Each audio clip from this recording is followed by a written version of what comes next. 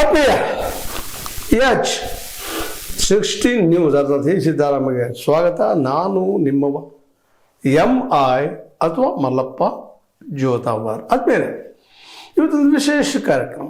ಕಾರಣಿಷ್ಟ ಸತೀಶ್ ಜಾರಕಿಹೊಳಿ ಅವರು 2028 ಮುಖ್ಯಮಂತ್ರಿ ಹುದ್ದೆಗೆ ನನ್ನ ಟ್ರಾವೆಲ್ ಅದ ಅಥವಾ ನಾನು ಪಾರ್ಟಿಸಿಪೇಟ್ ಮಾಡ್ತೀನಿ ಆ ವಿಚಾರ ಮಾಡುವಂಥ ಮಾತು ಮೇಲೆ ಹೇಳ್ತಾನೆ ಇರ್ತಾರೆ.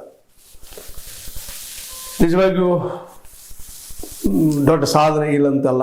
ಉತ್ತರ ಕರ್ನಾಟಕದ ಒಬ್ಬ ವ್ಯಕ್ತಿ ಒಂದು ಸಾಮಾನ್ಯ ಹಿಂದುಳಿದ ಸಮುದಾಯದಿಂದ ಬಿದ್ದ ಸಮುದಾಯದ ಮೇಲೆ ಬಂದಂಥ ವ್ಯಕ್ತಿ CM ಅವು ಕಡೆ ಹೋಗ್ತಾ ಇದ್ದಾರೆ. ಹಿಂದುಳಿದ ಜನಾಂಗಕ್ಕೆ ಒಂದು ಖುಷಿ ವಿಷಯ ಇರಲಿ, ತಪ್ಪು ಒಪ್ಕೊಳ್ಬೇಕಾಗಿತ್ತು ಚರ್ಚೆ, ಆದರೆ ಅಷ್ಟು ಸುಲಭನಾ ಅನ್ನುವಂಥದ್ದು. ಯಾಕೆಂದರೆ ಒಂದು ಹೋಪ್ಸ್ ಭಾಳ ಇತ್ತು.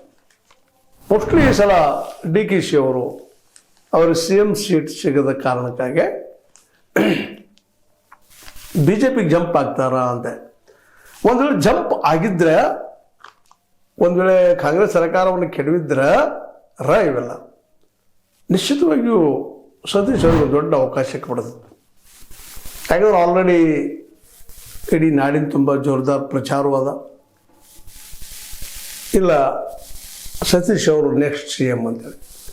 ಮತ್ತು ಜೊತೆಗೆ ನಮ್ಮ CM ಅವ್ರ ಮಗ ಯತೀಂದ್ರ ನಮ್ಮ ತಂದೆಯವರ ಆದರ್ಶಗಳ ಪಾಲುದಾರರು ಅದು ಫಾಲೋವರ್ಸ್ ಅನ್ನುವಂಥ ಮಾತನ್ನು ಹೇಳಿ ಅವ್ರ ನಂತರ ಅವರಪ್ಪ ಸಿದ್ಧಾಂತದಲ್ಲಿ ಅಂತ ಹೇಳಿದರು. ಸ್ವತಂತ್ರವಾದ ಮೀಡಿಯಾಗೆ ಬೇಕಾಗಿರುವುದು ಸ್ವತಂತ್ರ ಧ್ವನಿ. ಆ ಸ್ವತಂತ್ರ ಧ್ವನಿ ಉಳಿಸಲು ನೀವು ಮಾಡಬೇಕಾದದ್ದು ಇಷ್ಟೇ. ಅದೇನಪ್ಪಾ ಅಂತಂತಂದ್ರೆ ನಿಮ್ಮ ಕೈಲಾದಷ್ಟು ಸಹಾಯ ಈ ಚಾನಲ್ಗೆ ಮಾಡಿ ಹಾಗೂ ನಿಮ್ಮ ಧ್ವನಿಯನ್ನು ಕಾಪಾಡಿಕೊಳ್ಳಿ. ಇವು ಎಲ್ಲವುಗಳಿಂದ ಒಟ್ಟಿನಲ್ಲ ಸತೀಶ್ ಅವರು 2022 CM ಆಗೋದು ಗ್ಯಾರಂಟಿ ಅಂತೇಳಿ ಅವ್ರ ಹಿಂಬಾಲಕರು ಅಥವಾ ಅವರ ಫಾಲೋವರ್ಸ್ ಪ್ರಚಾರ ಮಾಡ್ತಾಯಿದ್ರು. ಮತ್ತು ಭಾಳಷ್ಟು ಜನ ಒಪ್ಕೊಳ್ತಾ ನಡೆದಿದ್ರು. ಯಾಕಂದ್ರೆ DCC ಬ್ಯಾಂಕಿನ ಚುನಾವಣೆಯಲ್ಲೇ ಈಗಾಗಲೇ ಬೆಳಗಾವಿ ಜಿಲ್ಲೆಯಲ್ಲಿ ತಮ್ಮ ಶಕ್ತಿಯನ್ನು ತೋರಿಸಿದ್ದಾರೆ ಅವರು. ಅದರಲ್ಲಿ ಎರಡು ಮಾತಿಲ್ಲ, ಒಪ್ಪಬೇಕಂತ ಮಾತು. ಹೀಗಾಗಿ ಅವರು CM ಆಗೇ ಆಗ್ತಾರೆ ಅನ್ನುವಂಥ ಒಂದು ಇತ್ತು. ಇನ್ನೂ ಅದ ಇಲ್ಲಂತಲ್ಲ. ಆದ್ರೆ ಬಂಡೇ ಅಂದ್ರೆ ಈ ನಮ್ಮ DKಶಿ